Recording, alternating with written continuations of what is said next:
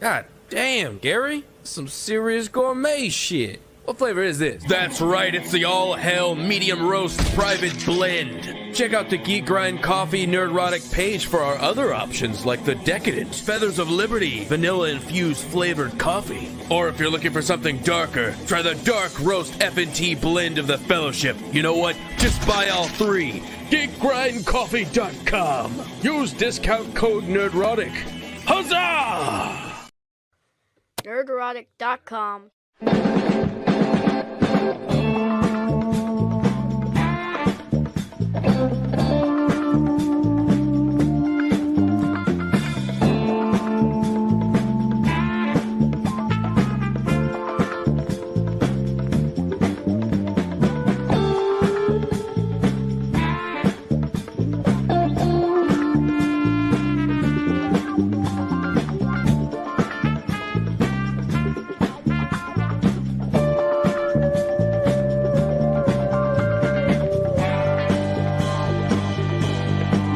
Chris Gore.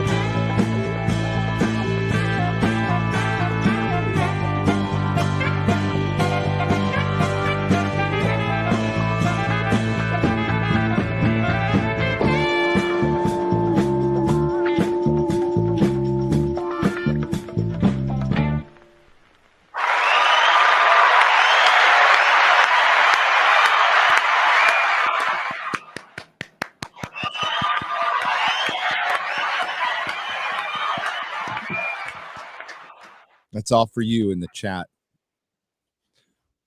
What's up, chat? How's it going? My name is Gary Beekler. I come to you from Nerdrotic.com. This is the Nerdrotic Nooner featuring Chris Gore. We'll fix that intro someday. Gary, thanks for having me. I'm just finishing my breakfast. That's finishing okay. This amazing breakfast made by, I got the best Christmas gift this year. It's my girlfriend Linda is still with me. And she still tolerates me. So that is the best Christmas gift I could possibly have. That's actually astonishing, to be honest with you. Exactly. And I'm in her lovely kitchen eating this delicious meal, hanging out with everyone here. I can't wait. All right. Let's get into it. Let's get into it. Well, I mean, I doubt you watched. You didn't watch Witcher Blood Origin, did you? No, but I saw the tweets from Az. Okay. Then when you did the videos, it was hilarious. I can walk you through it. Oh my God. It looks so, here's what I saw. I went on Netflix and I saw just the teaser of what it was, before you put it on, they kind of do a little mini trailer and it looked terrible. It's that cheap effect where what they do is they do all the martial arts in slow motion. They film it in slow motion, then they crank the speed up to make it look like they're doing it quickly. Yeah. It's a cheap effect. And I saw you're using that for this show, not real martial arts, just a cheap in-camera trick. It was bad. It was bad. But I loved Az's coverage of it, and I'm seeing more and more videos pop up. So if you Google, I just did it right now, or Witcher Blood Origin, it says episode 6. No, there was only 4. I wonder if they shot 6 and cut it down. Or cut it down before they're like, no, this is garbage. Like, we've got too much money into it. Let's just put out something. Because there was like a guy who was trapped in prison, and then all of a sudden he's just out. And then he's all, yeah, I escaped. I'm like, how? How did you escape? It's like, and there's one scene where they're on the sea, like Az mentioned this, they're like just on the torrid sea, and then they're just not. They're just, we made it. What? It's so effing bad. But now the narrative is like this show to own the chuds. Yeah, are you including the professional critics? What few of them actually reviewed this? I mean, they're chodes, but they're not. Yeah. I just want to watch a show just to enjoy a show. Mm-hmm. I don't need it to, send out some message, right? I'm just going to watch a show that's, that I can enjoy. But wow, yeah, it's every trope cliche that we've seen in all this nonsense. So it's tiresome, frankly. No, it's like multiple layers of intersectionality on this that are astounding. I mean, they're kind of impressive. Like how much intersectionality they packed into this series without like having any semblance of a story at all. Like things happen, this happens, convenience, contrivance, men die, women don't, you know, and that's it. I think like a couple of women die, and one of them was because a dude draped and deleted her. So and it was a revenge tale with the dwarf, of course, which of course happens back then, but everything else doesn't. The multiple accents, the modern vernacular, didn't look like a twist on Polish Northern European fairy tales, which derives from a lot of other fantasy, including Michael Moorcock's Elric, Game of Thrones. There was tons of there's a flag that looks like the Targaryen flag from the books, like for the golden empire of the elves. The elves are, I mean, they're humans with pointy ears. So for the fact that like there's one point where an elf looks at a human and goes, "What are you?" from a distance. How would you know the difference? how in the hell would you know the difference? And quite frankly, like the elves are considered like the indigenous species later on in the story. It's like they were horrible. They were terrible. The humans just assimilated into their terrible society. I mean, that's it. You know, it's dumb. So I'm wondering if Henry saw this and said, "I'm out, dude. I don't want any part of this," because they didn't retcon the lore. They made up new lore. Right. I mean, it's Rings of Power. They didn't retcon or adapt or change. They made up new lore and used the lore as Easter eggs. There's a big difference. So it's and like I'm no Witcher book expert, you know. I've read them once, but like it's the showrunners just wanted to do what they wanted to do because they had a popular, I wouldn't call it wildly successful, I would say popular first season because of Henry Cavill. End of story. And they thought, oh, it's us. Well, we're the next Dan and Dave. Turns out you are, except at least Dan and Dave managed to get 4 seasons of good television out, arguably about the rest. But you got a 7 out of 10 series out at best in season 1, and it's been hot garbage ever since. So this thing's dead. Yeah. It looks terrible. But like, I don't understand, like, is Hollywood capable of learning lessons?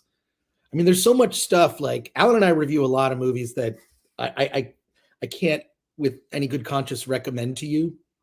And some of them are very good movies, but I question, like, why did Hollywood make this? Why did they make a movie called Babylon for $90 million?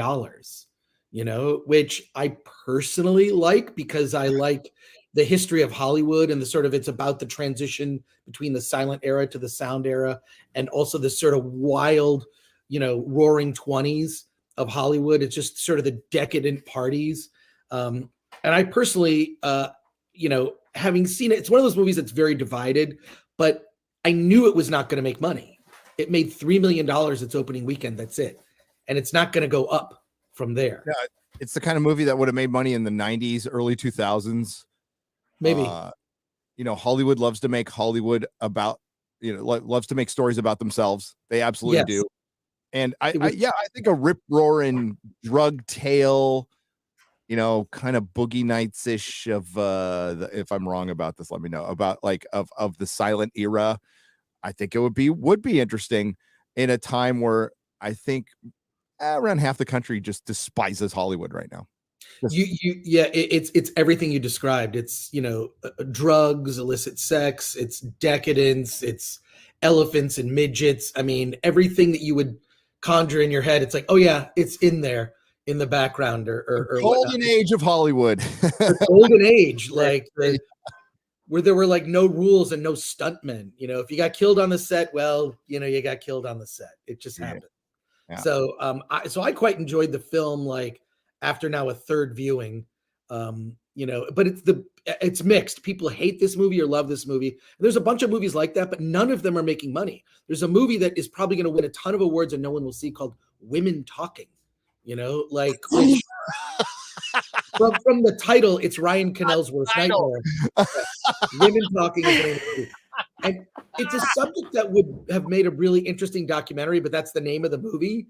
And Hollywood is like, who is making the decisions to put money into this? It's produced. No. Yeah, I know. Women Talking. The name of the title. That's the name of the movie. I don't know. Dudes Talking. It would be awful and great. Yeah, but put that on a double bill with She Said, Women Talking. Oh my God. But I'm looking at these going, why are you making these movies now? Gary, and first of all, a couple quick things.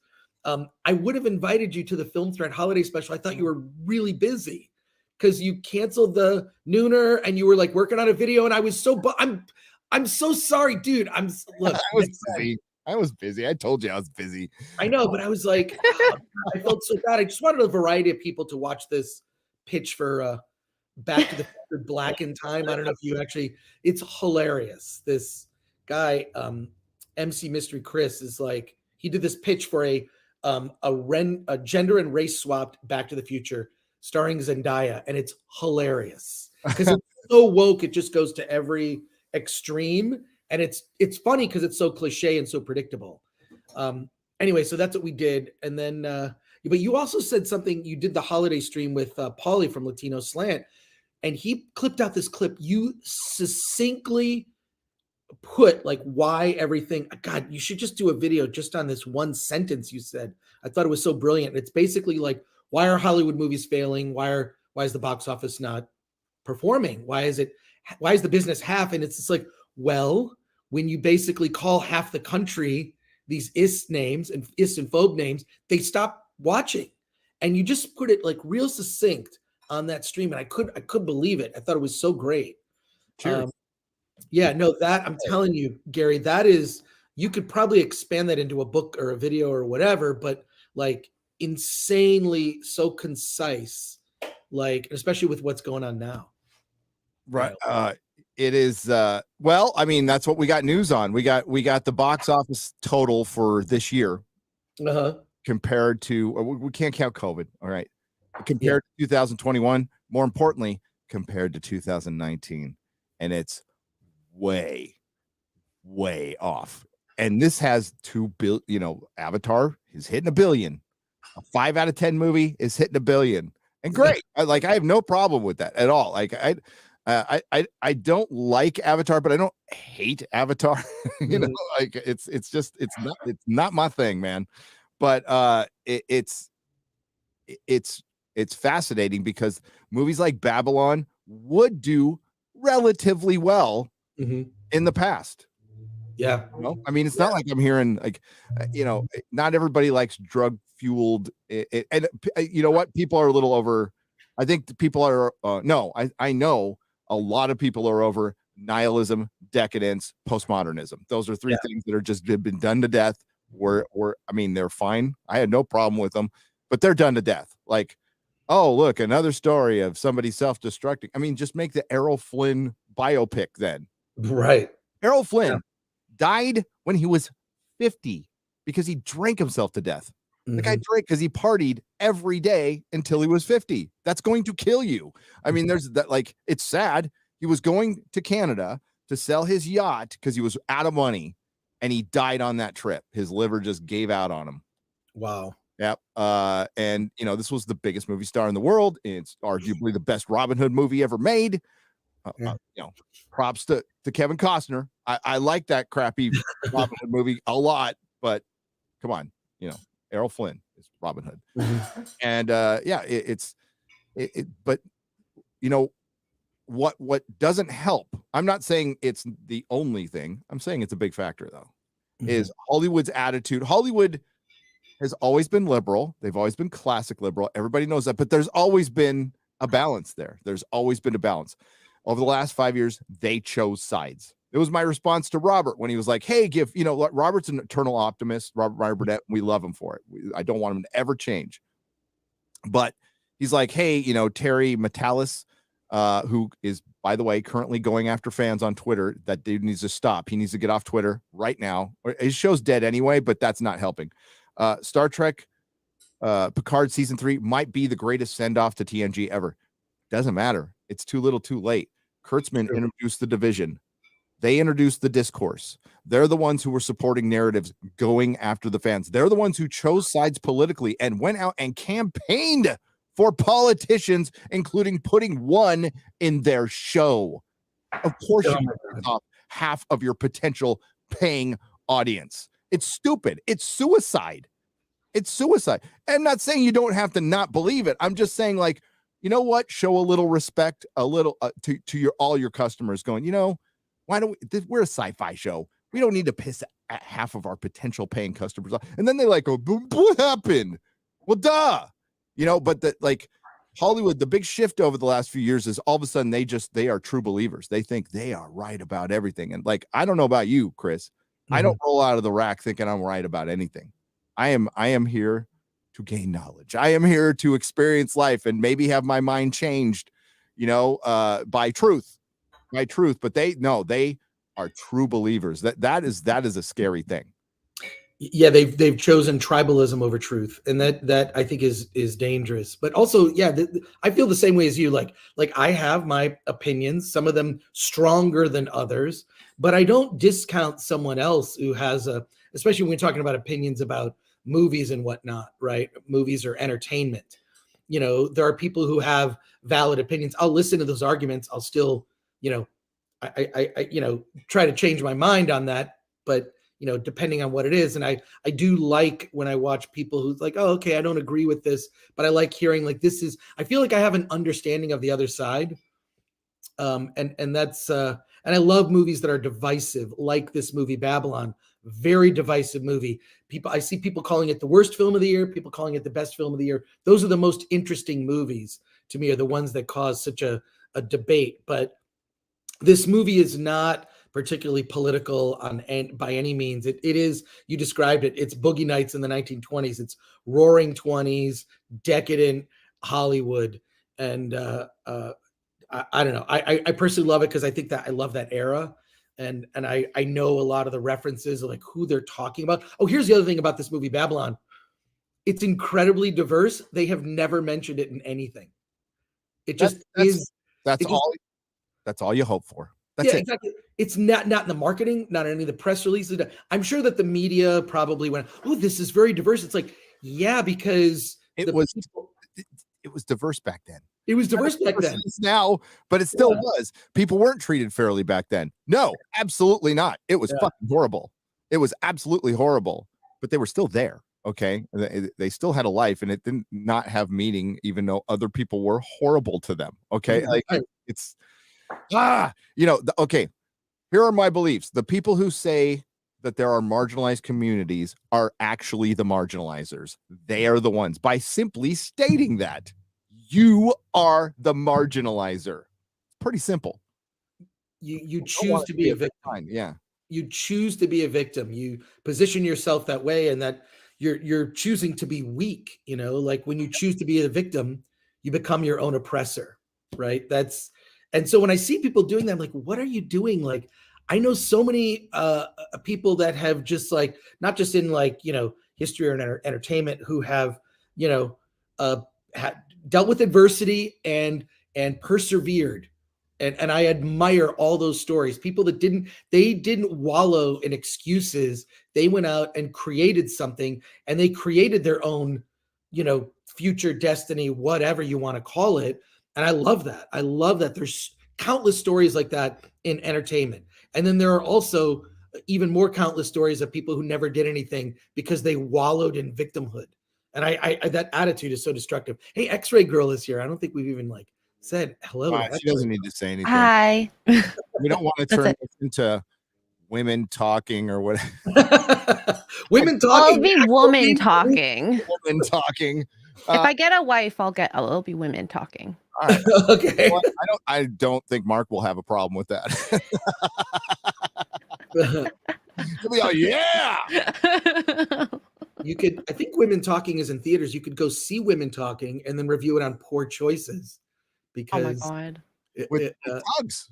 With Tugs, and who's the dude? Who's that guy? I can't think of his name. There's the dude who goes on that show once in a while too. Max MVP. Oh my god, you're breaking his heart right now. I love Max. MVP's cool. He helped me move.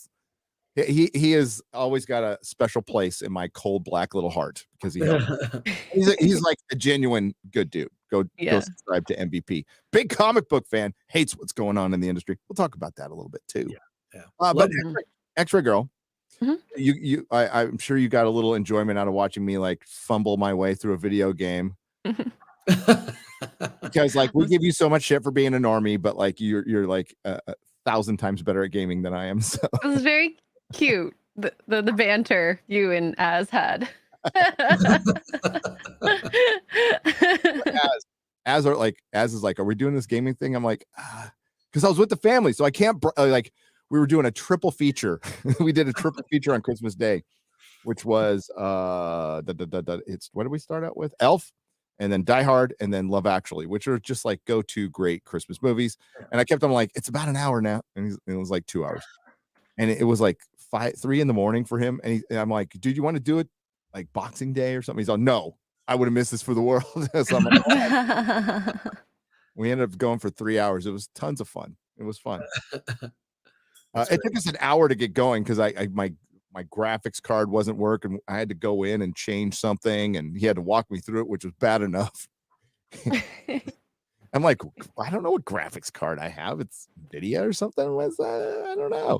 So I have no idea. As the IT man, he was my IT.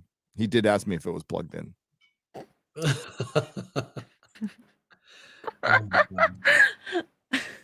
I said that's a personal question. Okay, I'm not going to answer that right now.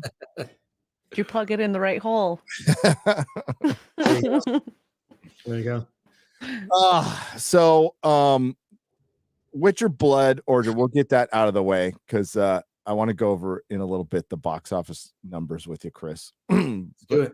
Like I'm probably gonna do a review video now. Like it is so bad, dude. Like I wasn't gonna do a review. I was like, nope. But it's a special kind of bad that I was actually laughing my ass off watching this thing. So I watched the first episode with Melissa and my brother-in-law, JT. And like this gig we do, kind of hard to explain the normies. I was at a Christmas party and they're like, so you do the YouTube thing. How does that work? I'm all, I don't know really, but I do it and it works. And like people are really cool about it. They go, oh, that's interesting. Cool. Like they're not like dicks about it or anything, but it's just hard to explain. Right. When I was like, I'm a lawyer and, I own, car dealerships. I'm like, I'm a YouTuber. But whatever. And my brother-in-law is a super normie. So he sits down, we're watching this show. And then when they're done, they're like, oh, you do have to sit through a lot of garbage. Yeah, I do. Yeah, I do. I balance it out, but yes, I do. But dude, this is intersectionalism, the fantasy. And it's wish fulfillment. It's absolutely, I forgot who said that, but that was a great term for it. It's wish fulfillment. And it's pure fan fiction. Like it is, they adapted fan fiction. The person who wrote this, I mean, sorry, bro, hate to be like brutally honest. You should never work in Hollywood again. Like ever. Like your days are done. You are not good enough for this. Like Netflix threw money at this thing way too, like $5 was too much, but like the dialogue is horrible. As pointed out, the accents are all over the place. It's so American. It's so bloody effing American. And I don't know if Americans are capable of creating fantasy on television or there's certain campy ways you can do it, like with Xena, that was and Hercules. There's a campy way that it can be done, but this is supposed to be serious, high fantasy with a lore behind it, a huge audience behind it because of the games. And the writers and the showrunners come at the audience as adversaries. That's straight up. Like they're casting, you can see them going, this will piss them off. It's like, whoa, like there's so much fracking hate in Hollywood towards half of the audience. It's palpable. It's tangible. You can feel it. You can see it in that little preview of something I showed you earlier. Mhm.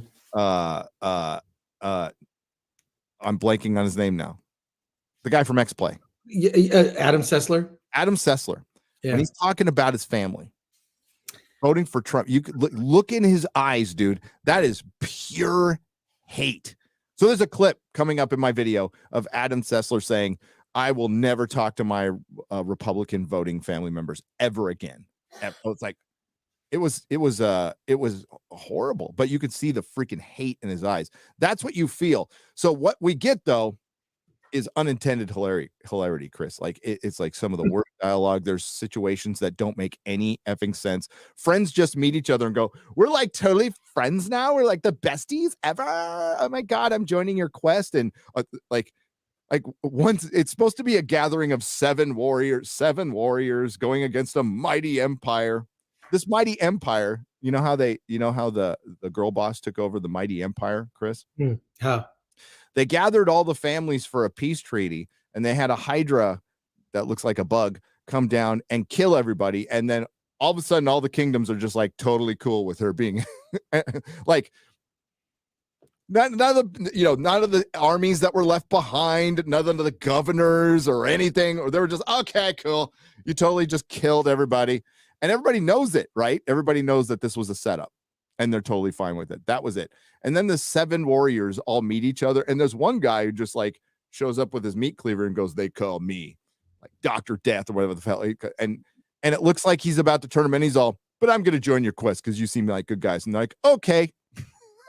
it's that simple.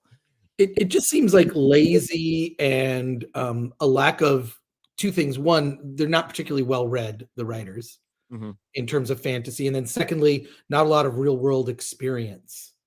You need someone like a Shad on your staff who can say, well, here's how these weapons would really work. So shout out to him because man, his weapons videos are just insanely cool. And I feel like if I was doing a fantasy show, I would hire that guy and say everything goes through this guy. Yeah.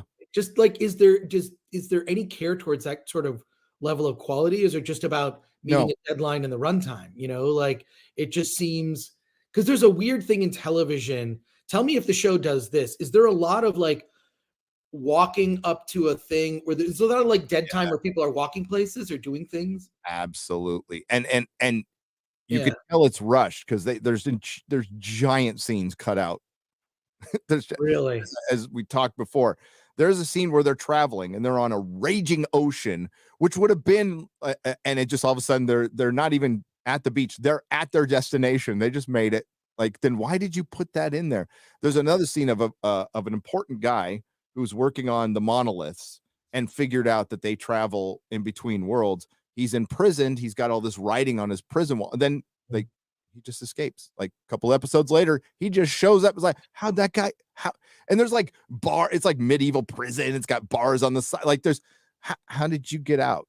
Like if you're a mage, the other mage would have put a spell on it to inhibit you. Like whatever. They just said he got out. So you could feel like there's 2 episodes missing. Thank God. Thank you. Thank you, Netflix, for at least removing the 2 episodes. I'm grateful for small favors. It's a placeholder. That's what this felt like.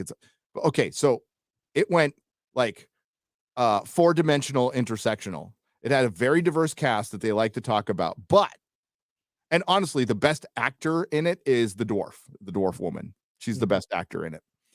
I'm not saying it's good. I'm just saying she's the best actor in it. But she's a lesbian. So right. The dwarf woman who is the brute, basically, and with her big hammer, is the brute. There is a couple of white males. One of them survives, the other one dies. The dude is the first Witcher, but the Witchers are supposed to be human, not elves. So the first Witcher was an elf dude.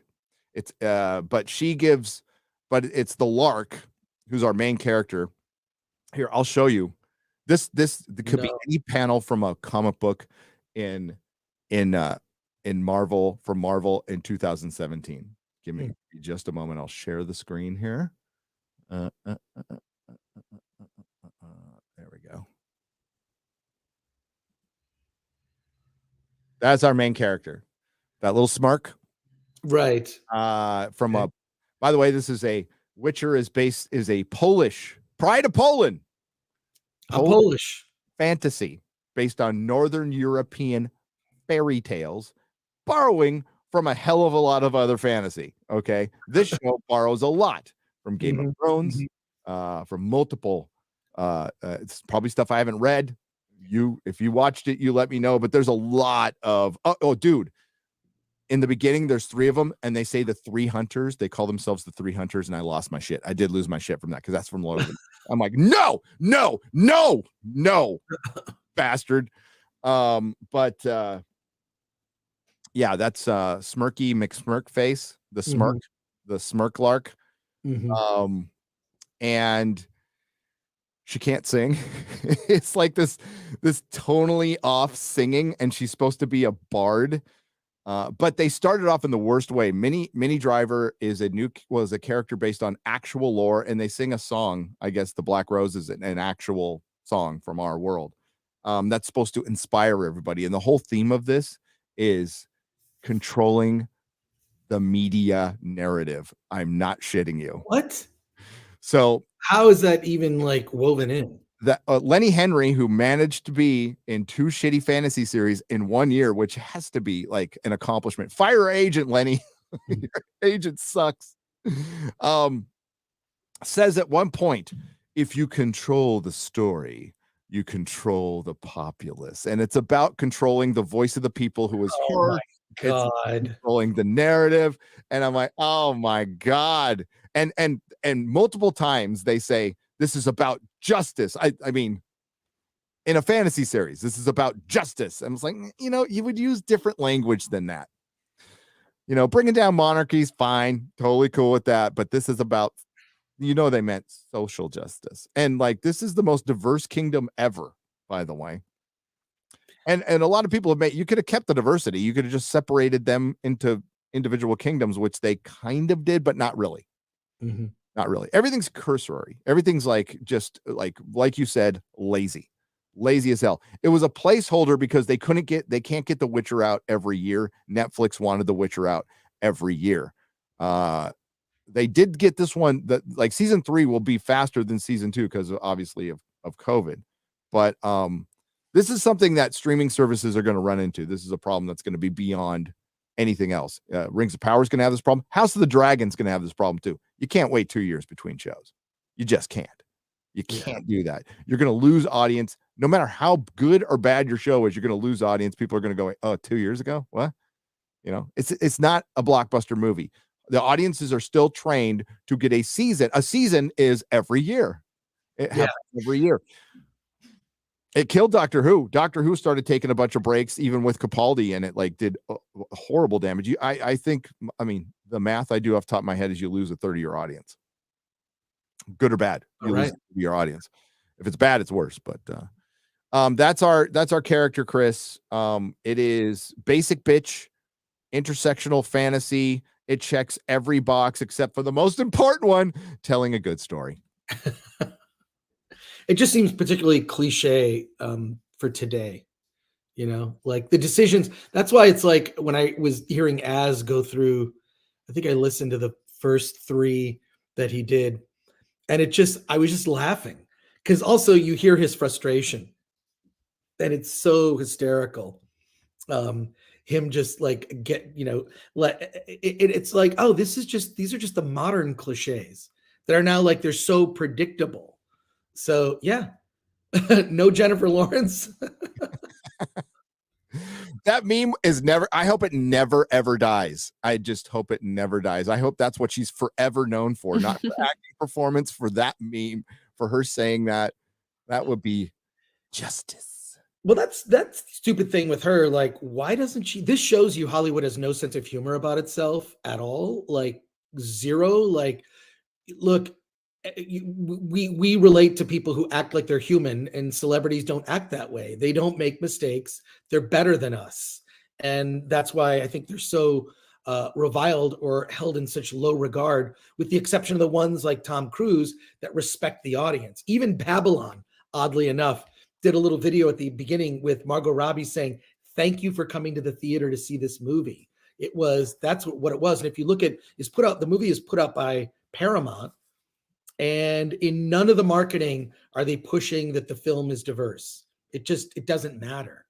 It's not going to make the movie good or bad based on that.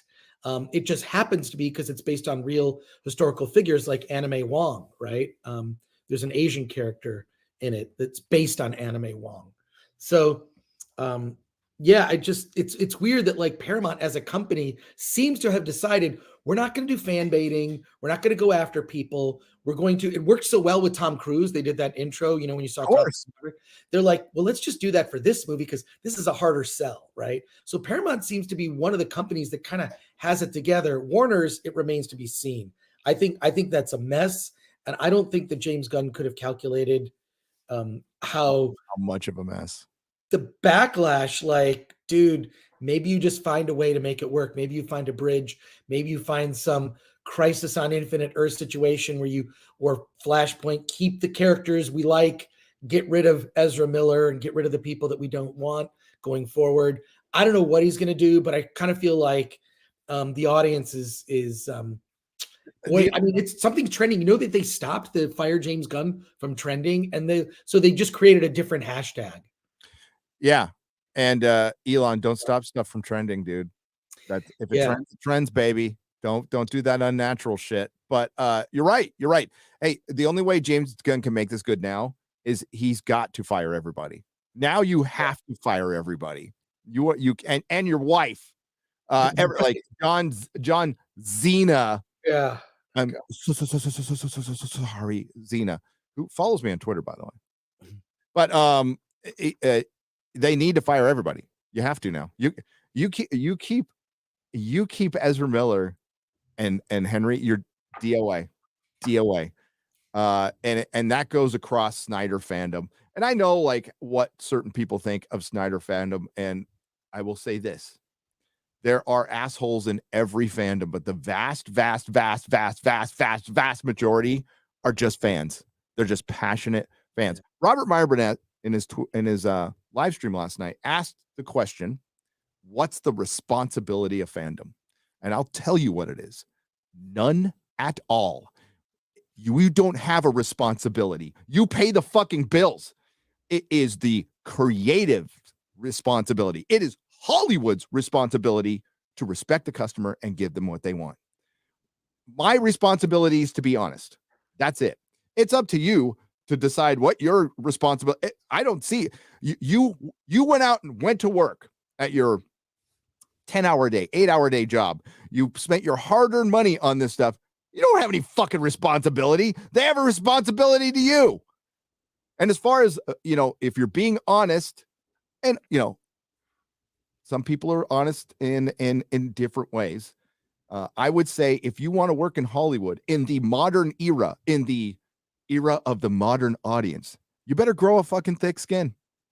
That's part of the game now. That's just it. And we have a lot of people transitioning from the old era to the new era where they were protected by agents and they didn't see all their letters. Now they see all their comments. They see the truth, just like I do, just like Chris does. Yeah. It's like poor X-ray girl does. I'm just surprised Jennifer Lawrence hasn't put out a video making fun of herself and basically showing she can laugh at herself. Like, I made a mistake. She could even do it with Sigourney Weaver. Go on Saturday Night Live and do a skit of I am the first everything. That's how you own a mistake. Yeah, own a mistake. Like when Olivia Munn made a mistake, she read teleprompter and said the word Mick Hammer. It was MC Hammer. Well, they turned it into a bit the next day. Oh, that's perfect. It was great. Like, oh yeah, Mick Hammer, and then Kevin couldn't try to contain himself and not call her out, and then it's like MC, and she immediately burst into laughter at the mistake she herself made.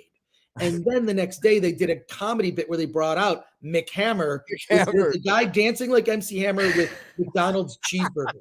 It was funny. It was funny. And like, That's perfect. why can't Hollywood do that? I don't get it. The other thing is I see is the audience wants something, and you see when box office to me is that's voting. People are voting with their pocketbook, right?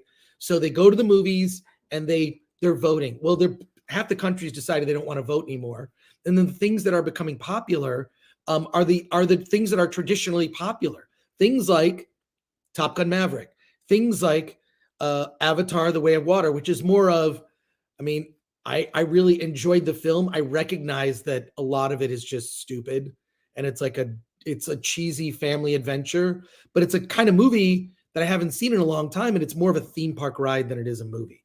Let's be frank. I mean, that's why it's performing incredibly well in IMAX, 3D, digital formats, all that stuff. But it's like the audience is saying, I would like a pizza, and Hollywood is serving gruel and saying you should like the gruel. And it's like, no. I'm paying for a pizza. Just give me a pizza.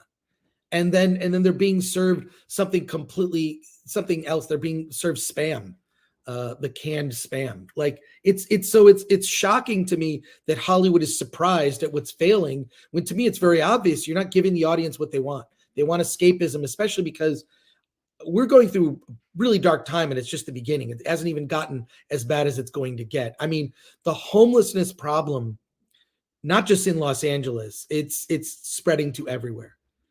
The drug addiction and how that it's affected so many communities. There are dark things happening in our country, but we're sending billions of dollars to a proxy war. War. Yeah. It's nuts. It's nuts. And it's so stupid. And what is even more appalling, and I said this in response to somebody, I forgot what it was, but I basically said I was amazed that there was so little outrage over things happening right in front of our eyes. Things happening where politicians are just doing things they don't seem to care, in particular in the state of California, where more and more insane laws are being passed. Like, do the politicians feel any sort of connection with their constituents? They're just bought and sold by the donors. That's it. You know, I've never seen it this bad. At least they used to pretend to care about the working class. They used to pretend about the sort of core issues that have nothing to do with Democrat, Republican, left or right. Core issues. And it doesn't seem that there's any care for that. And to me, the hiring of 87,000 new IRS agents is like no one wanted that. No one wanted that. There was no one asking for that. You're taking plenty of our money just fine. So, and there's so many examples of that. It's horrific, the time we're living in. So at the very least, could we have some escapism at the movies? Right. It's one thing, it's very simple. And they forgot that in the most important era. Why did Hollywood prosper during the Depression? It absolutely prospered. It made shitloads of money to the point where it was called depression and recession proof. Hollywood prospered during even the recession of 2008, still made money. I'll break out the numbers for you in just a moment. As a matter of fact, I'll just give you a spoiler. Hollywood just had its worst domestic yearly box office since 2008. Since 2008. So that's bad. That's very, very, very bad. But it prospered because it was escapism. Escapism. Think about some of the movies that came out there in the 30s. I think there was one called Wizard of Oz. Didn't that come out there in the 30s? Yeah. That was 1939. Same thing with Gone with the Wind. Gone with the Wind. High 1939. grossing film of all time. The real one, the true one. Yeah. The actual one. Like, you know what? Enough of this bullshit of not adjusting for inflation. Like, it's total bullshit. You have to. Yeah. You adjust for inflation. It's an entirely different list. And Gone with the Wind, numero uno. It was insane. And the tickets were like, what? A quarter? A nickel? I don't know. Yeah. Like holy shit. But yeah. Real quick, the other bad thing of The Witcher is it did the conjunction of the spheres, the big, like all the worlds melding, and it showed it. And it all happened in like the last 10 minutes of the last episode, like worlds colliding. Storytelling 101, you never show that. You never ever show something that big that you could never show. By the way, if planets were that close to each other, they'd blow each other up. They'd literally blow each other up. There'd be giant freaking because if planets get too close to each other, it's like static shock. There's a giant thing of plasma like shooting at each other because they're both, well, we haven't totally decided. It's part of the electric universe theories, but that would happen if a planet gets too close to another planet. Bzz, it freaking blow everything up. So it's like clashing realities. Just leave it to the imagination. Don't freaking show that. And the big bad Eridan from Witcher 3, the guy who's leading the wild hunt, is this little skinny Ponzi guy in a gay relationship, and his whole motivation is his gay lover got left behind. He got trapped in another world, and his lover got left behind. No, that's not how you make a big bad. Okay, like if it was girlfriend, it'd be stupid too. This guy is supposed to be like this monstrous thing, and no, he's like, actually, I'm played by an actor named. He's played by an actor named Jacob Collins Levy. By the way, if you're a dude and you hyphenate your last name, you're not a dude. Okay, just saying. Well, would have been better, Gary, is if they had like some sort of title to tell you what the new world was, and it just sort of appeared on screen in sort of fiery font. That would be great. I would love something like that. Take a cue from Rings of Power. It worked for that. Your big reveal is a font change. Well, I mean, that would have been good. I laughed. Did you laugh when you saw that? I laughed. I couldn't because I thought it was so dumb and lazy. Hard. Oh my god. But I also laughed at out of this crew of 7, there's multiple disabilities, and there's like, God, it's layers upon layers, and it's just so obvious. Like, there's a natural way to do this, right? And it was like so unnatural. It was just you see what the priorities are. You can, and if you can sniff it out, and then it becomes predictable. Remember with the Rings of Power, like I and many others were predicting what would happen in the show in jest, and it's what happened in the show. I was exactly. We're gonna have a fully armored Galadriel sitting like a dude leading an army of Numenorians, and it fucking happened. I'm like, what? You're clowns. You're clowns. All right. Let's go over. How are we doing? Okay. All right. Do you mind if I grab some more coffee? Are you looking for some supers? Looking supers. Go grab some coffee, buddy. I'll grab some. Mine is right here. Thank you, X-Ray Girl. Oh my God, look at that. What is that? Did you just realize that now? That's 14-year-old me right there. You're 14? 14 in that picture. Oh my God. Jesus. Oh my God. So young, so innocent. Baby. Not innocent. Were you innocent, really? I posted that video because the funny bit, I don't know if everybody caught it, is my friend Greg being the funny motherfucker that he was. We had a bunch of beer in that cooler, and I'm like, oh shit, it's Dad with the video camera. And he's all, hey, bro, what's going on? And I'm fuck this entire time. So I'm all smiling, but inside I'm like, oh shit, he's gonna kill me. And then Greg says, I'm like, oh, it's just a snack, Dad. And Greg's all, no, there's beer in there. I'm like, and then he's like, goes to open it. I'm like, don't fucking open it. Close call. I almost died that day. Anakmaman, abuser of Streamlabs for $20. Remember when you were playing The Witcher and the camera was spinning while you were desperately tried to walk in a straight line and begged you to walk said straight line? Did you have flashbacks to your many DUIs? DUIs. DUIs. I'm like, what the hell is a DUIs? I did. I think I gave everybody motion sickness. I almost gave myself, but the just to make things more entertaining, my controller, which was a PS4 controller, wasn't working very well.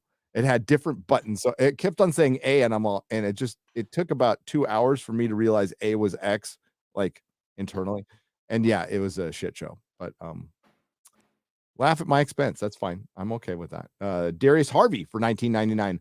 Most likely 2 episodes were so bad they cut them. If true, makes you think. I think that's why they ultimately brought in the narrator so they could push the story along, because there is a ton of characterization missing. It's just a guy showing up in the middle of the forest going, I was looking for you guys. I found you. Let's totally team up. Okay, that's fanfic shit. Let's be friends. And all of a sudden, like within a scene, the guy with the meat cleavers and the dwarf are like besties. Oh my God. And they're like crying when somebody dies. Like you just met the person. Okay. I'm sure it's upsetting to see somebody die, but it's not like you lost a brother. Okay. You lost a stranger who you just met. It wasn't very nice to you. Ryan for 50 British pounds. That's proper money. Thank you very much. Why is Hollywood constantly wrecking cherished IPs? Chasing identity politics audience that must be tiny. They can't, it can't be for profit. There can't be a profit there. So what's the motivation? Well, the motivation initially was there was a profit. And it's in your ESG score, which is essentially a credit score, which gets you a lot more money. And let's be real. Most Hollywood companies, if not all, are in debt. They're in debt. They're not profitable. If you're in debt, you're not profitable. It's the very simplest of terms. I ran a very small business, but if I was pulling in, I pulled in on average at the comic shop like $25,000 a month. Now, most of that went back to Diamond and the Marvel and DC. I got to keep about 40%. Had to pay employees, had to pay rent off all that. But if I owed like $50,000, $100,000, I mean, we can play with the numbers all they want, but in truth, I'm not profitable because I'm in debt $100,000 or $50,000. So I tried very hard not to get in debt, and once I did, I got a bunch of fucking trouble. A very valuable lesson. I'm glad I learned, but that's you're not a profitable company if you're like billions in debt. You're not turning a profit. You're not. You owe that money to somebody, and you're just pushing it off, and you're finding ways to move around and cut things around. But ultimately, Chris, somebody just asked. Let's hear it. Why is Hollywood constantly it was Ryan, by the way. Ryan, thank you, Ryan. The proper Ryan, the not racist Ryan. No, I'm just kidding. Why is Hollywood constantly wrecking cherished IPs, chasing identity politics audience? That must be tiny. There can't be a profit there. So what's the motivation? I said it's ESG because it's a credit score, but technically you're not profitable if you're in debt. Yeah. So I think it's a way. I think it was a way to move around debt and to shield yourself from being canceled. Okay, so you've been extorted. Hollywood has been extorted by the activists. And the activists are like, we're not going to come after you that hard as long as you can apply to every single one of our demands. What I think it is also, it's like an overcompensation. Like somebody, like, let's say a comedian from the past who actually did something you liked, maybe did a comedy bit in blackface, and now they're hosting the Oscars. And I'm talking about Jimmy Kimmel, of course. Yes. And so like blackface on the Man Show. But like, I find that those people always like to overcompensate for stuff that they've done in the past that's incredibly stupid. They like overcompensate. That's my. I don't know if you can hear that. Can you hear that? That's fine. It doesn't bother me. Okay, good. It's the water heaters. It's working. Anyways, it's singing. Like, my washer does that. Yeah, it's like I don't need a song. Just tell me you're done. Yeah, they tend to overcompensate. That's why it's like whenever I see anybody kind of overcompensating or throwing out accusations or doing things like reputation destruction, whenever I see someone doing that, There is always something in the past. Howard Stern, absolutely. I mean, I used to watch his specials. Do you remember his like New Year's Eve specials he would do, or like Fiesta? I have them on VHS. I do. Yeah. Yes, I bought them on VHS. They were so good. Yeah, I got all the pay-per-view specials. Like, I would just like, oh, okay, cool. They're just pay-per-view. They're fun, but like, you see them overcompensating. So you see Howard Stern now, and he's so extreme in his. It's like, dude, you're kind of making up for it. I feel like in a way, Biden is doing the same thing. President Biden is doing something similar. If he Creepy Joe. Yeah, Creepy Joe. Creepy Joe. If you told me 20 years ago that guy would be president, I would have gone, never in a million years. Democrats back then didn't respect, nobody respected the guy. It's like, never say never. Slate Beard for 200 Swedish krona. Sorry to disrespect that. Chris, thank you for recommending RRR and 13 Lives. Easily my top favorite movies in years. So thank you for that. Also, The Fellowship lives forever. It does. And I'm making this promise to Chris right now. I will see RRR before the end of the year. Oh my God, dude, you're going to love it. I think your kids will love it. Yep. The whole family's going to watch it. The whole family, like it's a little slow in the beginning, but once it kicks off and you get used to kind of the tone of it, it's really great. And let's have a discussion about that after you see it, because I want to talk about the politics of that and how it's like this incredibly bizarre. It's bizarre in its politics, but not intentionally. Like, I'm not pro-colonialism. Okay. I'm an American. I am an American. I am not pro-colonialism. I don't like us fucking around with other countries. I don't like other countries fucking around with other countries. Not a fan of that shit. Yeah. Big fan of an armed society. Big fan of that. That's what this movie talks about. It's very much a pro 2A movie, which is surprising because it has that sort of anti-colonialism message, but it's proper villains. They're British, just like they have British accents, all the villains, just like in Star Wars movies, the good Star Wars movies, everyone with a British accent's a bad guy, except maybe Obi-Wan Kenobi. All right. So we'll talk about it next, Nooner. Perfect. I can't wait, dude. All right. I've got time. Perry's editing the video. It's going to be out Friday morning, folks. He needed a little extra time, which is totally understandable because I made it really fucking long. It's clocking in possibly at 30 minutes. It's a long one, but there was a lot to talk about. Your last one was so good. It was so good. It's just you hit on so many amazing points. I don't know. That last one was incredible. It's up to like 3 million views now, you said? 3.2 million. It kicked off again. I have never seen anything like it. And wow. Thanks, guys. Thanks. And like, yeah, it hit the record. Something happened that it's never happened to my channel before. It hit some level. And I recorded it in a effing hotel room in Pasadena. Not far from me. In San Diego. That was like, it came out while I was in Pasadena, but I recorded that in a hotel room in San Marcos, California. Right before I came and saw you. It was released when I came. I told you, I'm like, I'm doing this video. But you're the one who sent me the article. Like, you should do a video. You're the one who said you should do a video on this article. I'm like, you're right. This article is pretty interesting. It's a bit of come to Jesus for Hollywood that doesn't quite get there. Like, they were almost there, and they didn't quite get there. They were, if Hollywood was smart, they'd be writing articles like that daily and really digging into the numbers and looking at what does the public want, not what they're currently making. But the majority of entertainment that's currently being made is something that the audience is no interest in. It's really come down to that. I mean, I brought up like at the beginning of the stream, she said and women talking. Nobody wants those movies now. Nobody wants movies about like Hollywood patting itself on the back about how good they are and how virtuous they are. No one wants that. No one wants to see it. No, they're suffering consequences of all of their actions creatively and politically.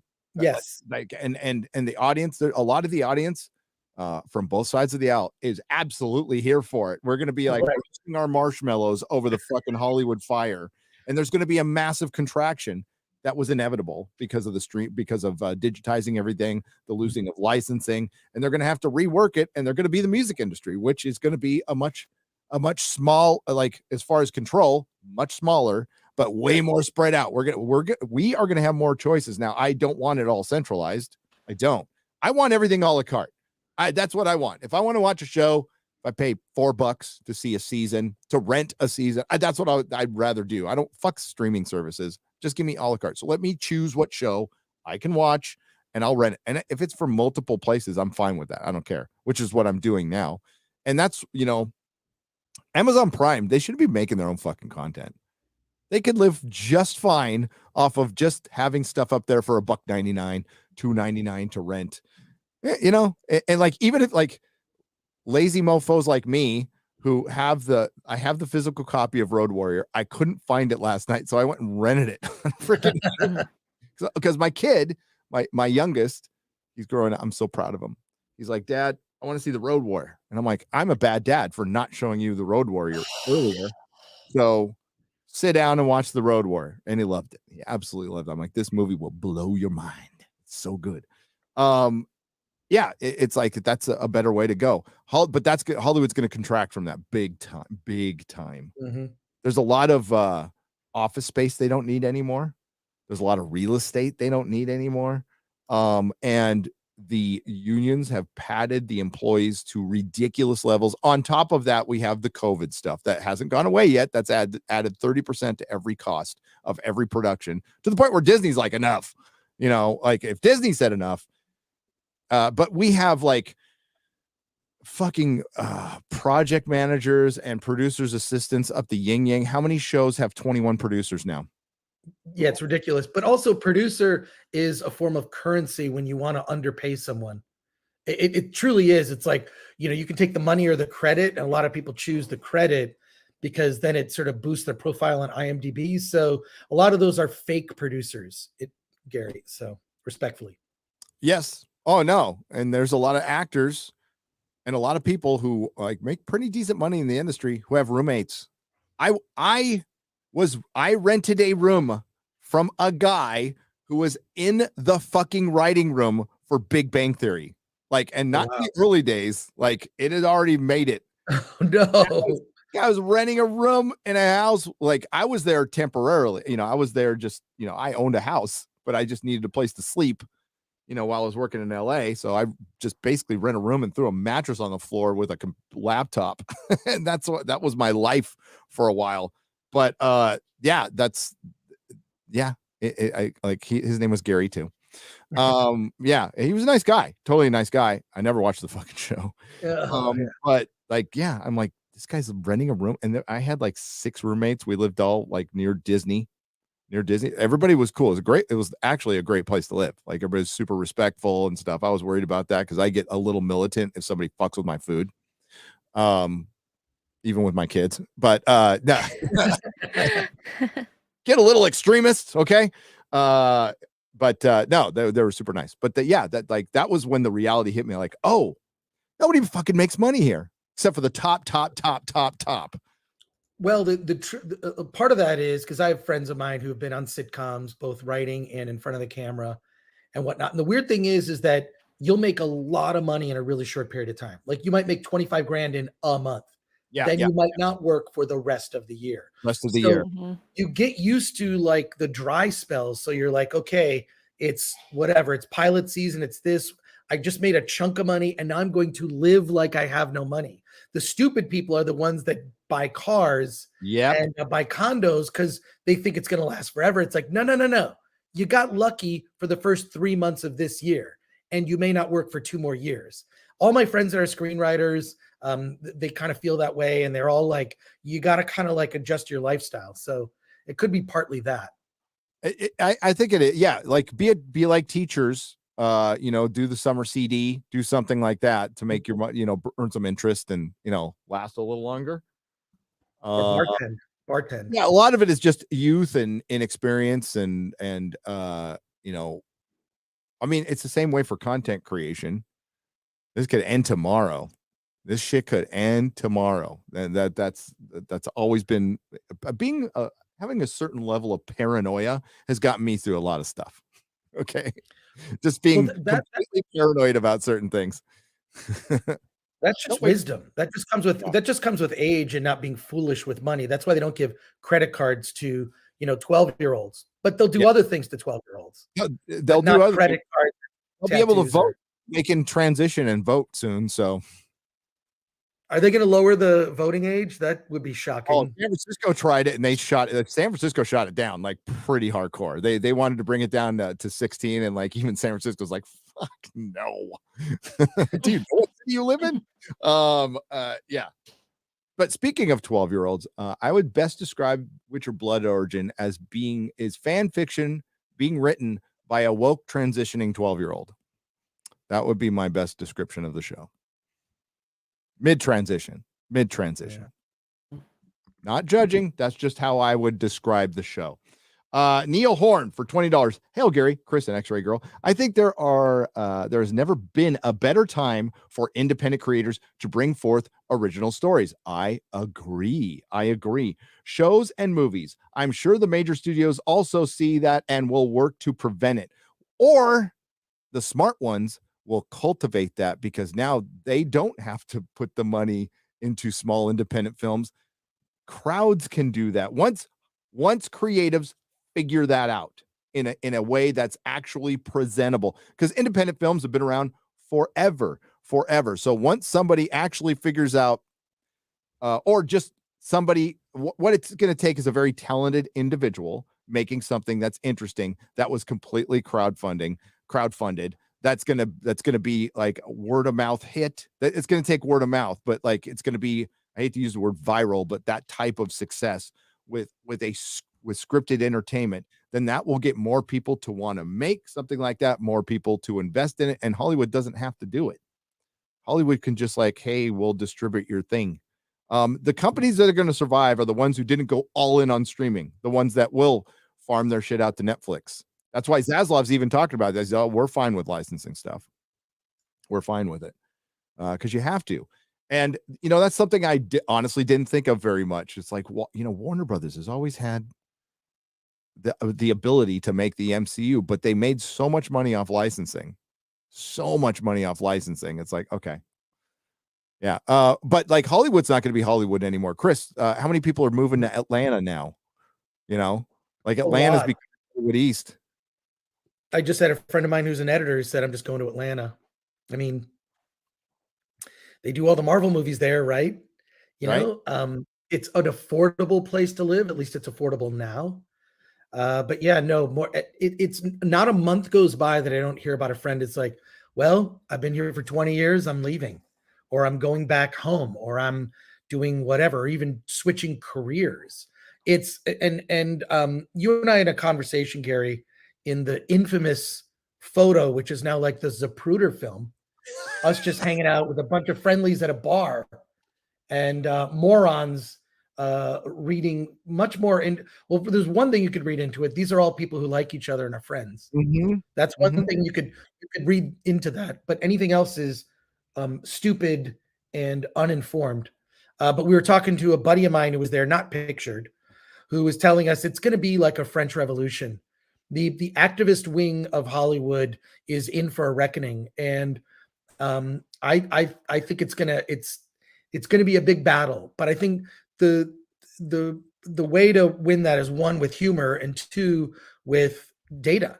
And the data shows when you look at these shows. What was it in that article that you actually did in your amazing 3 million plus video, Gary? You showed this interesting data point, which was that the popularity of just TV shows in general, the rankings are lower. So when you look at like 10 years ago, there were a lot of shows people loved. And now you look at today and there are very few shows people love. Credit to Roy Price for that, former Disney executive, the man who founded Prime Video and was, I can say it here, Me Too'd for a misinterpreted joke. Lost his job, embarrassed, humiliated. I mean, I would do the same thing that guy did. He went to Hong Kong for a couple of years, had to get his head together, I think, and he's back. He's got a Substack. it's really fucked up. Like, you can't conflate that with Harvey Weinstein. You can't. You just fucking can't. There's an article, he got to say his piece on it, but it, like, essentially it was a misinterpreted, purposefully, in my opinion, misinterpreted joke to get rid of the guy. And it was really fucked up. And that happened to a lot of men. And I think I obviously casting couches are fucking horrible. Harvey Weinstein's a monster. Throw away the fucking key on that punk. Not such a badass now that you're all locked up, bitch. But there's other people who got caught up in that by the opportunistic pigs in Hollywood who are they're just as bad. They should be in jail too. If a Harvey, that's just as bad. You falsely accuse somebody of fucking drape. Like that is fucking, or you at least should be able to like get your ass sued off forever. Like, lose everything. You're a monster. You're just as much of a monster as the monster. Yeah, there's no accountability for people who make false accusations. And this goes across not just things involving drape, but other things involving other types of horrible things, right? Like, you're faking that something happened, that there was some type of potentially a hate crime, right? Like, you faking that. There should be a penalty for faking that. It doesn't seem that exists. A lot of turning a blind eye to some horrific behavior. No, and I don't know. Well, in that New York Times article, like, it came at it from a slant, but it was also straight up the opportunists ruined the movement. Like, there could have been there was a genuine moment, kind of like Occupy. There was a moment there where it was real, where it was absolutely real. It was just people pissed off at banks, and it was women and men pissed off at the very few people who used sex and power to manipulate people. But you also can't count out the people who are completely willing and able to go in there and get popped for a roll, get pounded for a roll. For Lawrence. Sorry. I coughed there. Sorry, my bad. And all the people who watched it happen, supported it, knew about it, and said nothing to this day. And this shit led to people, like, to deaths, to self-deletion, like horrible things to people who didn't deserve it. And Hollywood's just going to go, okay, we're just going to move on like nothing happened. Okay. Same goes with the audience, pissing off the audience for 5 years, with Terry Matalas and we're just going to go on. We're going to make better Star Trek now, but we're going to just like pretend all the other stuff didn't happen. We cool now? No, we're not. You want to come out, show some humility to the fandom, say, we're sorry. You don't even have to point fingers at anybody into it. You could just say, we are sorry. We divided the fandom. We're going to move forward, trying to help build this. Let's be Star Trek fans. Let's be fans. You can't just like pretend this shit doesn't happen. That's the world that's the real world we do live in today. Bradley Burnett has gifted 10 Nerdrotic memberships for $50. Thank you very much. No, it was the fuck aroundest of times. It was the find outest of times. That was my favorite tweet of the year, by the way. You bigots, you'd understand fantasy has to represent modern Glendale, Berkeley, and Beverly Hills. It needs to the minorities doing the yard work of elite socialists who just know better than you bigots. Trump says TH for $20. Well said on the Streamlabs side. As Chris was talking about, the politicians, the actors, the producers, the bigwigs they don't live in neighborhoods where any of this stuff affects them. By the way, I think it was bubonic plague that recently went through the home. It was either like a super hepatitis or bubonic plague that during COVID was going through the homeless population of San Diego. Really? Yeah. Wow. Do you know how many people left California this year? Over 300. I know it's the third year in a row they've lost population. Third year in a row. 340,000 people left California this year. That is a third of the size of San Diego. Yeah, that's crazy. Sorry, the rest of the country. I am really sorry. Some of them are going to be really cool. So there was a lot of cool California. Chris is a cool Californian. There's a lot of cool Californians still. And hopefully it's the cool ones you're getting. Hopefully it's not the Marin wine box fucking soccer moms with, kids named Dakota and Cody, and just feel so bad for everybody inside of their gated community to go to another gated community to turn your state into another California. That's what I worry about. Yellow flash. Yeah, well, I think a lot of the people though leaving California definitely don't think like traditional Californians. You know what I mean? Like they're not like Dakota. I'm just kidding. He says Dakota Stevenson says I feel attacked because I said But I don't think that they think like traditional Californians. I mean, California, people forget. I mean, look, Reagan was around. California was a red state. California was much more conservative. And Yes, California was also the birthplace of really some good, decent ideas, like turning red after stop at a red light. Like, I mean, that's like the one that's the only one I remember now. But like there were a lot of good, like innovative, politically innovative ideas. Now it's just where all the bad ideas like are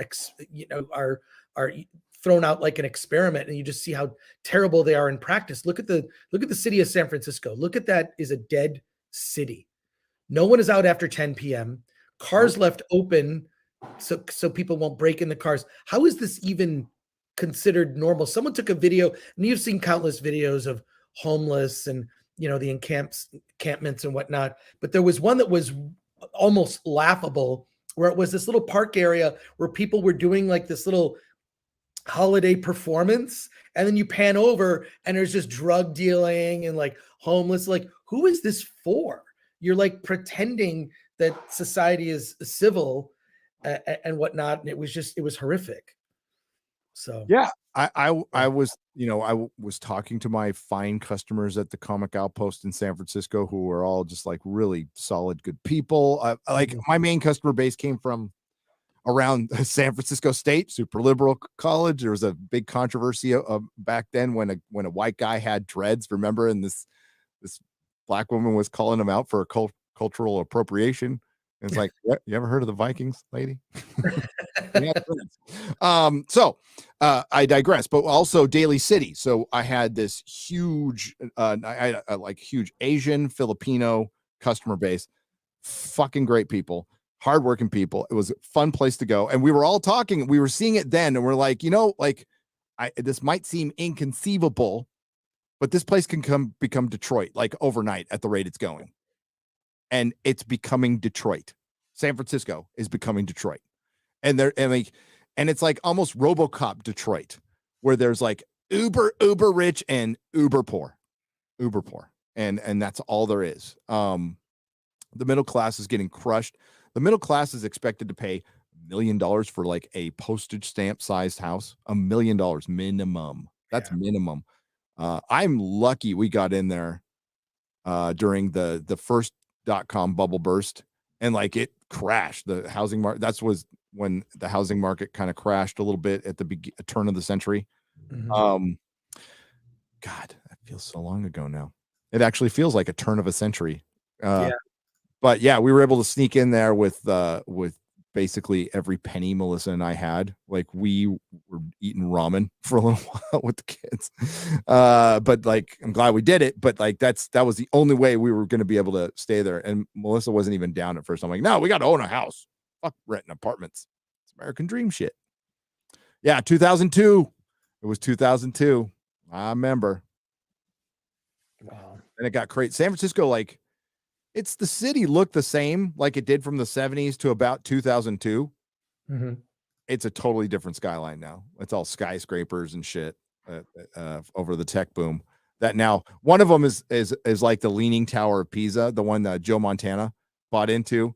They constructed it wrong, so it's got like a couple of feet lean to it, and it's going to get worse, and they can't fix it. Oh my god, dude! But I digress. Shit can change really fast, really fast. If we don't pay attention to local elections, we don't pay attention to our media. I mean, it's stuff we all have to now because there is fuckery abound. It is all around us right now, and they are taking advantage of the fact that the hardworking people are busy and they don't have time to see this. So they hope and pray that we just react to headlines and don't read between the lines and keep us all divided. That's their whole they're the elitists, which is very diverse group of very rich people who want to do things like cull populations and control your fucking brain. Caligulove has gifted 5 Nerdrotic memberships for $25. Bashy Washy has gifted 20 Nerdrotic memberships for $100. Bashy, god dang it. You're so cool. Oh my god, and he just did it again. Oh my god. Oh my god, Bashy. You're washy. Trust Hollywood. Who said that in the chat? That was a good one. Trust Hollywood. Consume product. That's what they want. But the reason I focus on pop culture is because I mean, fuck politics, that's why I'm so pissed, because it's invaded like shit I loved. But they also, it's like comic books is a proving ground for Hollywood. Hollywood is a proving ground for the rest of culture. And it is now, in fact, I mean, Graham Hancock puts out a special on a great special, by the way, Ancient Apocalypse on Netflix. How did they attack him? What is the first thing they call him? A white supremacist. This is rhetoric that gets to very dangerous levels because it's the ultimate othering. That's what they're doing. So listen, I understand the past. A lot of white folk did some fucking nasty shit in the past. So did a lot of Spanish folks. So did a lot of white folk did some nasty shit. That's the past. People has done nasty shit. But as we say in recovery, play the tape all the way through. They aren't ramping down this rhetoric. They're ramping it up. Where does that end? You don't want to know, because we've seen it before. We've seen it before. And Hollywood is just absolutely just fine with like introducing this division, gaslighting, inflaming. That's what they've been doing. They've been baking it in their scripts, their stories, and thankfully they've gotten so incompetent, it's funny now. But honestly, it really wasn't. Look what it's done to our country. When our country was burning down in 2020, Hollywood played a part. Yes, they did. Absolutely. They own some responsibility. So did the mainstream media. So does our politicians. So does big tech. Wasn't their business is burning down. I mean, the only part that I liked is when they went and after the CNN building. That's when I was like, oh, well, I can't say that. Can I say it? Can I say that you went to the right place? Right place? Yeah. You know, like that's, protest peacefully. An Aquaman, abuser of Streamlabs, for $10. Sorry, Gary. I know the last super chat sounded a little harsh. I'm fine. But as I watching that stream, I just kept expecting Az to ask you to stand on one leg and put your fingers to your nose. I was playing like a drunk. I was completely sober though. I'm just that bad. I'm that bad. Gabriel, I told you, I warned you for a year. I'm like, I suck. I am terrible at video games. I watched Glass Onion and the movie has an enormous plot hole. Yeah, because it was written by Rian Johnson, who's an absolute fracking hack. A thin-skinned hack who's still pissed off that people didn't like The Last Jedi. And then Rian stopped taking credit then for the writing of the story group. Because that's what you did. I watched Glass Onion. The movie has an enormous plot hole that totally undercuts the reveal of the killer. You mean the men's right activist? Is that what it was? A men's played by David Bautista? Or is it Twin? Yeah. Some shit like that. Yeah. Sorry to ruin the ending of the woke movie. Rian Johnson should really have someone do a substantive proofreads of his scripts. Yeah, he's not talented. But he is talented at I mean, listen, props to him for getting almost $500 million from Netflix. Crazy. How do you think this movie would have done in the theaters? It probably would have done okay, but the last one was in theaters, wasn't it? Yeah, it was. And actually they put it in theaters for a week and it did really well, but it wasn't in very many theaters. It was like 400 or 500 theaters. 400 or 500 theaters, all based in urban centered play. Yeah, exactly. Yeah. Okay. Yeah. That's where movies are going to survive. That's the future of anything that is in tentpole now. It's I remember those small, like only released in Los Angeles and New York or San Francisco. I remember those. That's the future. You know, independent film made on the budget of about $2 or $3 million, released in 3 or 4 big cities, can become profitable. It can work. Ministry of Wrongthink for $9.99. On one hand, the hypocritic reaction to BO is a good opportunity to wake up normies to the reality of gaslighting fans. Very good point. That's why we do this. Since they're still pushing the same lies, even through if everyone thinks it's bad. You're right. It's actually, I think at this point, one company with multiple websites pushing the same lie. It's one company. Because this company is, if you notice with the Access Media, the articles are getting worse and worse and smaller, Chris.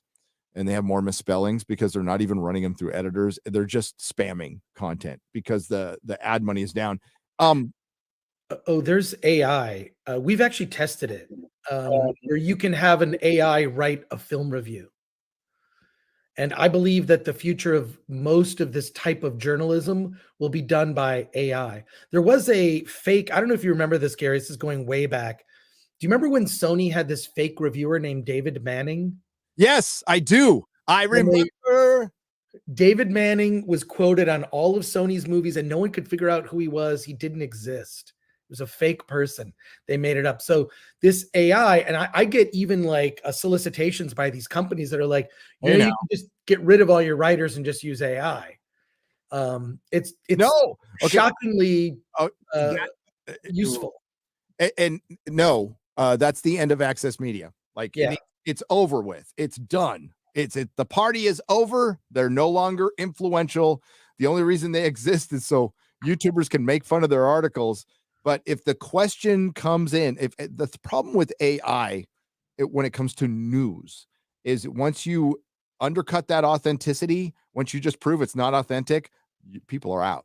The reason people are flocking to social media platforms like this one is the authenticity, the truth.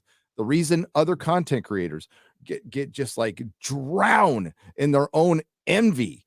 Which is, I mean, like I have great empathy for that, man. In their own envy, they get stuck in neutral in life because they're insecure. I've been there. It's hell. It's hell on earth. I wouldn't wish that on my worst enemy. But unfortunately, that happens to a lot of content creators who were either proved to be frauds or the audience just figured out that they're a fraud. It's because you can't put up a front forever, especially if you do live streaming and stuff. It's just a lot easier to be honest. And you know what? Sometimes people aren't going to agree with you. That's called normal life. Hey, fucking breaking news. My wife and I don't agree on everything. We've been married for 19 years. I've known her for 35 years. And she's my best friend. She's my partner in crime, but we don't agree on everything. Isn't it weird how we're still married because we don't agree on every single thing, not even politically? We're actually at odds on a big issue, but we just go whatever.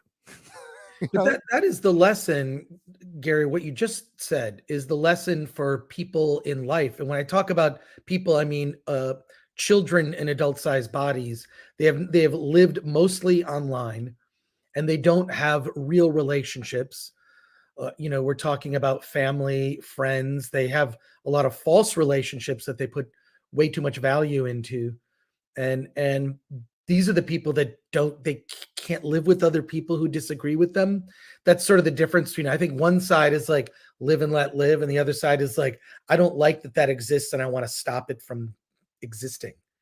And I've never felt that way. Like there's lots of music I don't like. Why would I put effort into, shutting down some country musician because I personally don't like that person's music? And now country is effectively rock and roll. So the tables have turned on that. Well, that's how it's kind of started, but yes. Right. But it's ridiculous. It's a ridiculous attitude, and I'm surprised that we've just coddled those people and their inane opinions. It's really horrific.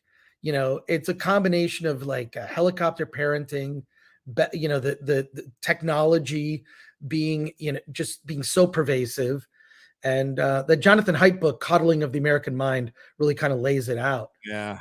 But it's God, it's just and Burnett, I really felt bad for Rob Burnett last night. He kind of had a similar epiphany where I'm like, I'm tired of dealing with stupid people.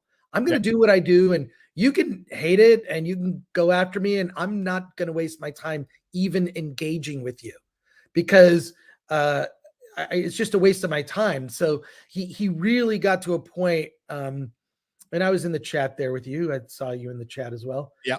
And it was weird to see, like, I just felt for Rob, and I would, if I was on that stream, I'd say, Rob, dude, not worth your time.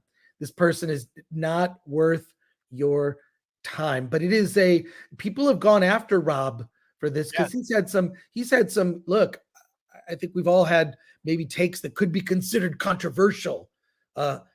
Make Marvel male again. We will again, by the way. Well, I can't wait. I wonder if those T-shirts are going to start to show up at cons. Plug that. We got a couple more days on that. You wanna whip We that can plug out? it. I've been waiting for the end, but Girl, as we wrap things up. But I'm gonna try to get to a couple more soups. But yeah, well, Robert Meyer Burnett is a good man. And he's always been nice to me, respectful. I respect the hell out of that guy. I would call him, like, I would hang with this dude. I would be a friend with this dude.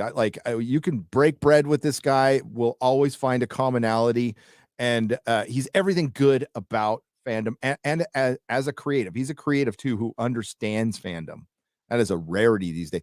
Robert Meyer Burnett should be getting, like, people should be throwing fucking all kinds of money at him from the studios as a consultant. Like, it should be stupid. He should be, like, swimming in money from the studios, especially with Star Trek, just as a consultant, producing consultant, whatever. Like, the guy yesterday forgot more about anything Star Trek or anything in nerddom than any of his critics knew or know from their entire life. Okay. And I disagreed with him on Twitter last night. I did, respectfully, because I respect the guy. But and he does not agree with everything I say. That's fine. That's what being a human being is. But when we were in a bar together, we were like, "What's up, friend?" and had a good time. It was great. I can't tell you how many countless conversations I've had with Rob, going back to the 90s when I started with Mark Altman, this magazine called Sci-Fi Universe. It was effectively supposed to be like Film Threat, but all sci-fi, fantasy, horror. And we did it for years. And that's how I got to know Rob, because he was the editor at large who would write stories. And then, of course, I would see him every year at San Diego Comic-Con. It was like this, we all knew to go to the Marriott bar, the hotel bars, because at the time in the 90s, as you know, the gas lamp in downtown San Diego was not safe. It was bad. Yes. And it was cleaned up kind of in the early 2000s, started to clean up. But we would always go to that. We would be at the pool. I would be at the pool with Rob and my then wife, and then his then wife. And we'd just be sitting around just talking about just debates, the greatest, whatever, all the great nerd debates. The fun is the debate. I don't care about being right. Yep. Right. Like but it's just that debate, the discussion, how passionate you are. And Rob's one of my favorite people to debate with. And the fact that, we got to work together on that magazine and then, throughout like many different projects, and his film Free Enterprise, which I think was way ahead of its time in the late 90s, way ahead of its time, that movie. Free Enterprise, look it up. It's great, but yeah, I don't agree with Rob on everything. Who can you point out? You don't agree with your wife on everything. It's ridiculous. Yeah. It's a stupid thing to think.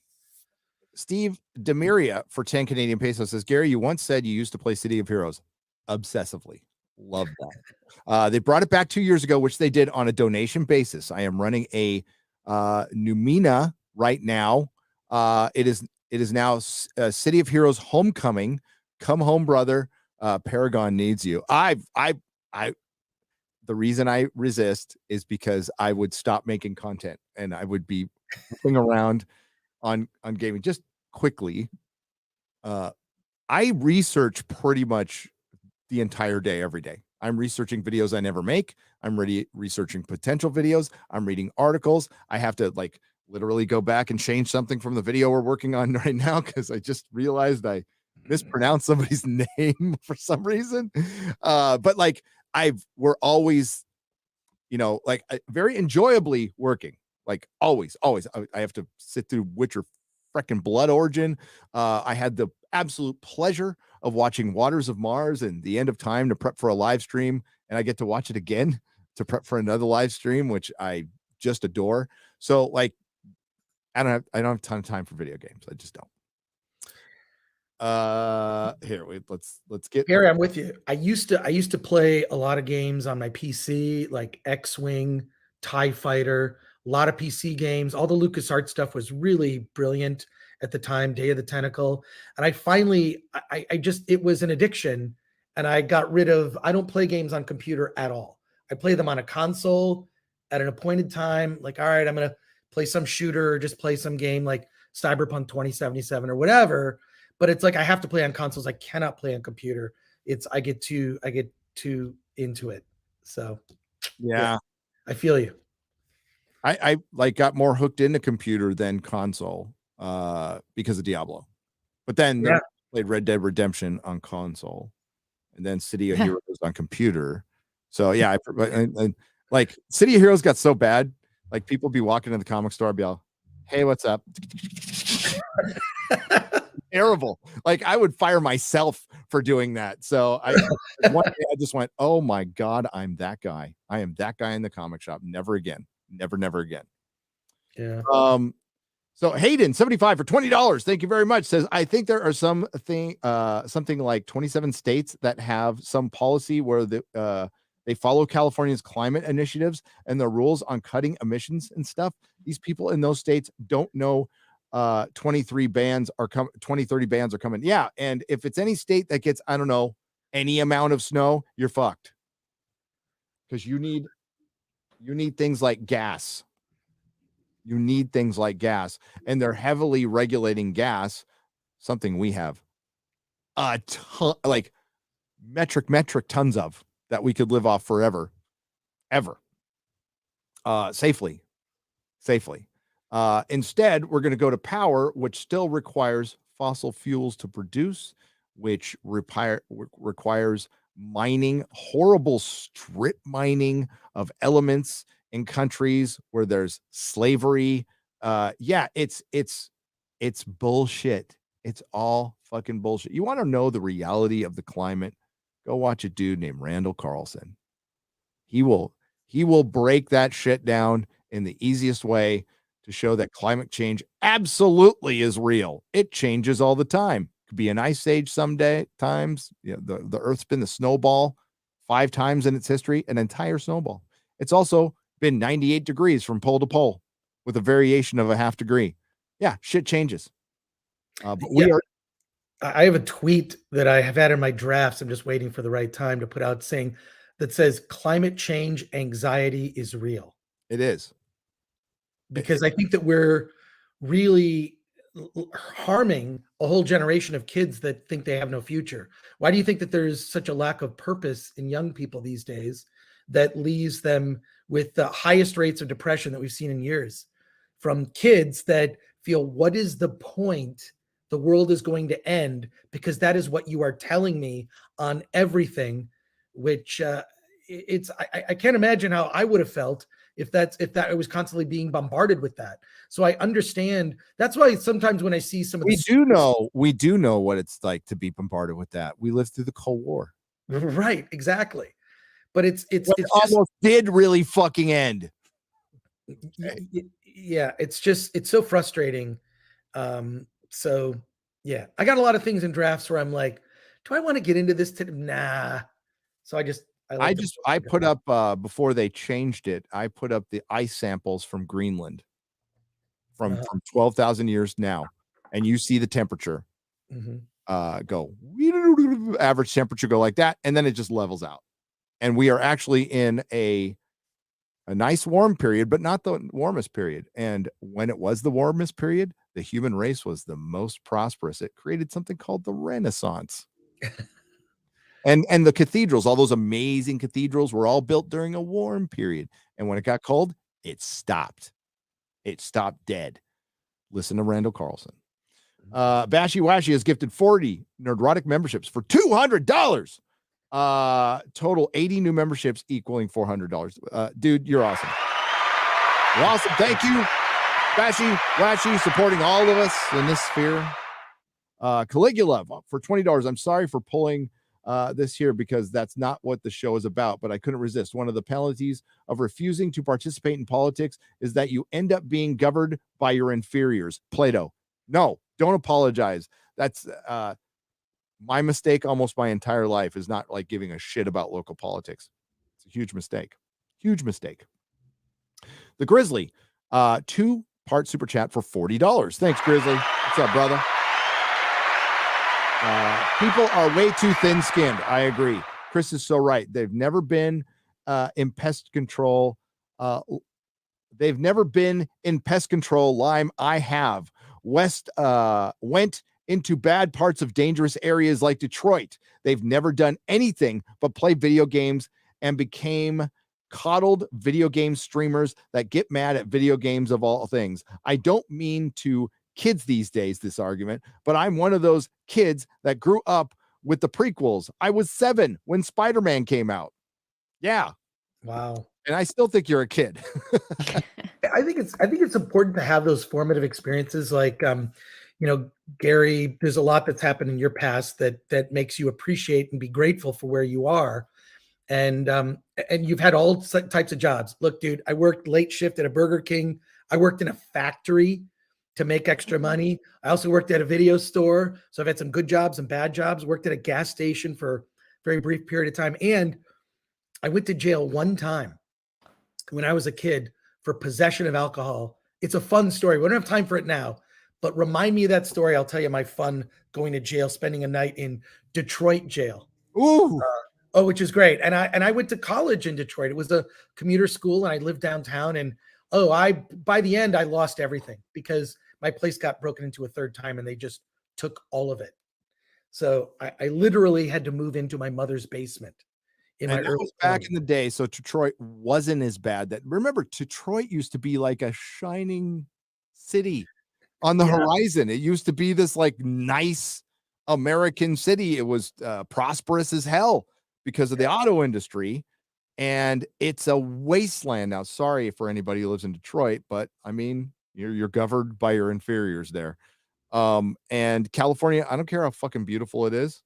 You know what? LA ain't beautiful. It's just not. There's parts of it. Pasadena's really nice. It's really nice. It's surrounded by hell, absolute hell. Yeah. San Diego was beautiful, a gorgeous city, one of the cleanest cities you've ever seen. It's hell now. It's terrible. It's turned into LA South. San Francisco was a nice city. I never thought it was particularly clean. I lived there for 18 years. I never thought it was particularly clean, but there were some cool people. There were some nice places, lots of fun things to do. You're close to the redwoods, all that other shit, and the Bay Area. It looks all nice. It's fucking hellhole now. It's a fucking hellhole. And it's that San Francisco's turning into Oakland, which is demilitarized zone, which has a couple of very nice, rich neighborhoods right next to it. Emeryville, it's where Pixar is. People are getting murdered 2 blocks away from Pixar regularly. Richmond is worse. Richmond is terrible. So bad that the very liberal Marinites refuse to let BART connect from Marin to Richmond, which is totally logical. There's a bridge. It would make a ton of sense. Never going to let it happen because they're not in my backyard. Fucking liberals. That's just the reality of California. I'm glad I'm in Texas. Texas is big. It's just big. It's flat. It's got Buc-ee's. I love it. Saw Dog for $20. Also, here's some monies. Thanks, Saw Dog. All right, I'm gonna have to get the rest on a square up. I do apologize. We're on a time limit with the Nooner. Chris, you have a stream coming up.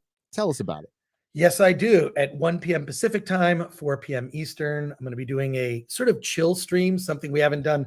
A guy named Cardinal Sin sent me a box of old issues of Film Threat magazine. I don't even have a bunch of these, and I'm going to be signing them live on the stream. Like this is from 1987, an issue of Film Threat right there. A whole bunch. Check this out. I went to a movie theater and I just took photos of Michael Keaton as Batman, Jack Nicholson as the Joker, and we did a whole story in here. This issue also got me banned from the Toronto Film Festival. Oh, good. So I'll be like telling stories. It's an interview with Clive Barker in here. Old issues of Film Threat.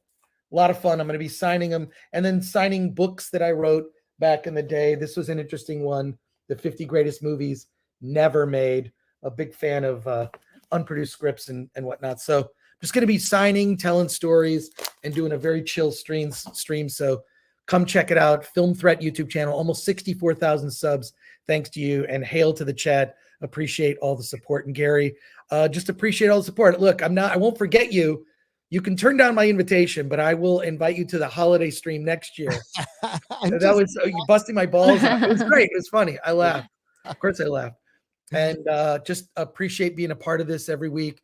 And awesome. I also appreciate X-Ray Girl putting out the great content, building IKEA shelves, talking about movies she's never seen, which I love. I love that. I love that an impression of a movie that, like, you know, for me, like, oh, I grew up watching that. Used Cars, Robert Zemeckis, one of the great comedies of all. There's a suggestion for you. I'm going to add that to the list. Used Cars, Kurt Russell is in it. Yes. It's very blue humor. It's also about politics in a way, mocking the corruption of politics. Funny as hell. And it's a movie he made before he made Back to the Future. Well, he did some other stuff, but yeah, Used Cars, great film. Revisit that one. Gary, I'm sure I love that movie. Love it. Used Cars. Such a good film. Holds up. So thank you for just, I look forward to the Nooner every week. Good time. I was looking forward to this one. Oh. It's the last one of the year. Yeah. It is the last one of the year. Okay, that's perfect time to put these on. I promise to provide these numbers. 2022 total gross box office domestically. There we go. He's ready. Was $7,196,562,004. That is the worst domestic box office since 2008. No, I'm wrong. 2001. Unbelievable. This industry has not had like a realization that maybe we're doing these things and the audience is turned off. How many more data points have to be put out there for people to realize, like, this is going very poorly. When you look at a movie, and I love the film RRR, right? Hollywood can't make that movie now. The same script with whatever, you change the setting, whatever, couldn't make a movie that celebrates manliness. Even that. X-Ray Girl, you would like RRR. I was thinking about watching it because if we have to watch it is it next week? Yeah, next week. I kind of want to know what it's about. You just when you watch, it's a 3-hour movie, and there is a natural break in the middle. There is an intermission. When I went to see it in the theater 5 times, there was a couple of the times they actually included the intermission. You do want to take a break. It's intense, but it's a beautiful old school Hollywood movie. That's all it is. I love that. And it has dance numbers. It has one dance number in the beginning, one at the end during the credits, which you have to stay through. It's great. And it's also very patriotic. There is a sense of nationalism about this film, but in an innocent way that you just have to see it. It's I will. Can't wait. Gary's finally going to see it. I love it. All right, I just want to show this off because it's pretty fucking damning, dude. What, the data you found all the? It's on Box Office Mojo. It's like easy to find. Yeah. This is Oh my total box gosh. office. This is total domestic box office. Oh no, it's what is it? Oh, is it going off of? Okay, so it says top grosser right here, but the total gross for 2022 is $7,196,506 or $196,562,004, and we don't count.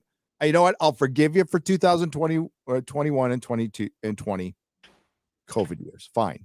Yeah. 2019 was $11 billion. That's a huge drop off. The last time we had 7 billion, 2001. Wow. That Hollywood should be shitting themselves right now, because yes, there's other factors, but that data point that you were talking about, Chris, the most important one, they never talk about: alienating half of your potential paying audience. It's suicide. By the way, those $2001, that's a lot more than that, adjusted for It is. inflation. Yes, it is. So, adjust for inflation and you're gonna have to go back very far. Very far. So they're going to put a positive spin on this. The worst box office domestically in 21 years. That's crazy. Ridiculous. Ridiculous. Sorry, little Harry Potter there. Excellent. Cool. Anything you want to plug? Yes, many things. But first, I'm going to start with this. This is the last, I guess, 4 days that you can get this shirt, Make Marvel Mail Again. It's a pre-order shirt. So yeah, you get free shipping in the States, $15 for Canada and Mexico. And they come in different colors. We got white, black, and my favorite, royal blue. And all my profits are going to go towards people affected by prostate cancer. And as Gary likes to say, let's trigger people for testicles. Yeah. Is it prostate or testicular cancer? Prostate cancer. Okay, So, gotcha. Okay, cool. yeah. But they're all kind of in the same region, Yeah. All right. Down there. Yeah. But, So no, I'm getting one. I'm getting one myself. I'll plug it on my stream as well. nice. Thank you. yeah. Flagranttriggers.com. Well, thanks for letting us do this. You're No right. worries. Like, it's just, I throw out there, it's just an idea. And I like, at least it sparks a conversation. It's too bad because I really feel that father-son stories, and whatever you think about Avatar, The Way of Water, like, yes, every flaw that people have brought up, every criticism, I'm like, yeah, I agree with that. And it's a father-son story. When do you see that? I really feel there's a huge opportunity for father-son stories to be told in fiction, whether it be a comic book, a novel, a video game, a movie, TV show. Father-son stories, they are sadly lacking. Yep. Positive Yeah, father-son stories. Tell those stories. This And is you just can forgive a good movie or a movie for its flaws if it's a good story. yeah. Well, Avatar is more of a ride, but it's a fun ride if you check your brain. The father did get one of his sons killed, but I mean, other than that, Yeah. Yeah. I hear you, Gary. Like, I'm like, oh yeah, I agree with all that. Yeah, I still enjoyed it. Yeah. Still enjoyed. dude, I might have to see it again because my brother-in-law wants to see it, and he's like done so much like handyman work around the house, like I owe it to him.